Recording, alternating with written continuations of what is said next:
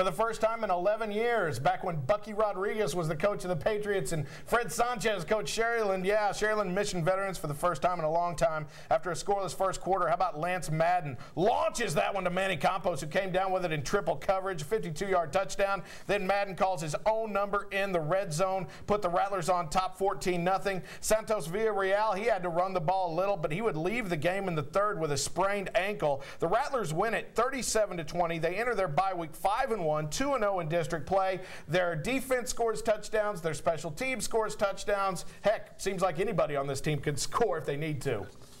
Teams, we have a specific job that we work with different alignments that they have.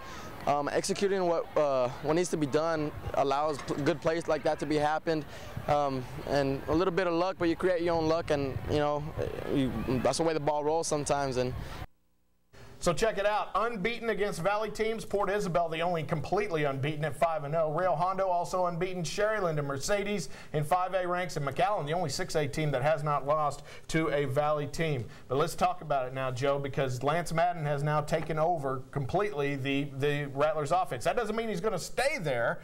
And, of course, with a bye week, Ron Adame can do lots of different things with this offense with that many athletes. But it was Madden's team on Friday night. A couple weeks ago, I talked about that it may be the downfall of some of these teams of going with that split quarterback all the way down the line straight into the playoffs. But in this case, they're going with Madden, and it gives Diego Chrysler that ability to say, I can come in there if we need it. But it gives Ron Adame the chance to say, your team, son, go take care of business, and Lance Madden is. And I think that's going to benefit them when they get to the playoffs. One quarterback with a good backup if things go awry.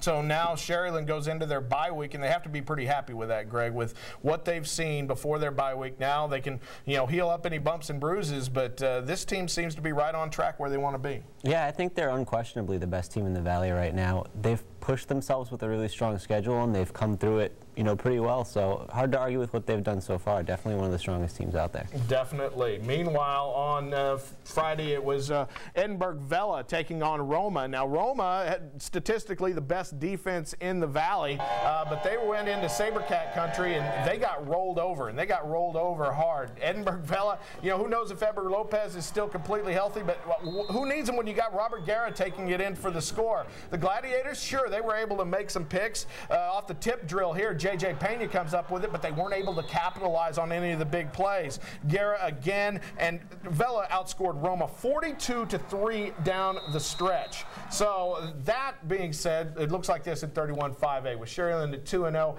Vela, Roma, Pioneer, Rio Grande City, all at 1-1. Mission Veterans and Valley View also at 0-1. Both of them have had bye weeks. It makes Pioneer, Rio Grande City look like a pretty big game this week, but what's even bigger will be Roma and Mission Veterans. So, Greg, Roma and Mission Veterans now, both of these teams need a win. This is kind of a desperate situation for both. Yeah, with Roma, I think they're still in position to contend for a playoff spot, but I'm not sure about that defense. I know they've put up good numbers, but you got to think about who you've played, and I'm not sure they've played the toughest competition, and Vela really exposed them, I think, this week. Yeah, early in the season, we thought Roma was, going up against Uvalde and Figueroa, that they were pretty good, but who knows right now. But who have you got winning this game, Roma and Mission Veterans? I've got Mission Veterans coming out, even with the quarterback questions in terms of the injury there. I still think Mission Veterans is the superior team. Yeah, we talked about the quarterback, Joe. I know you like the backup. Yeah, Diego Hernandez. Coach, you've been hiding him. Coach Gilpin had a kid, sophomore. You throw him in there when he first came in after the injury, but he's good, folks, and this is a district that needs points to win, lots of points. Mission Vet's going to score lots of points against Roma. Yeah, Diego Hernandez went 14 of 18 for 125 yards in relief, but I'm going to go with Roma. They're playing at home, the Gladiator Arena. I think they'll be able to get some done. They need to get the offense rolling. If they can't get that rolling, though, Veterans will win. We are coming right back on Sunday Sports Extra, going to talk a little 36A, and how about the Mustangs' defense? Yeah, we'll talk their offense, but the defense looked pretty good as well. And Mac High using a little hovercraft, maybe. We'll talk about the Bulldogs QB next in sports.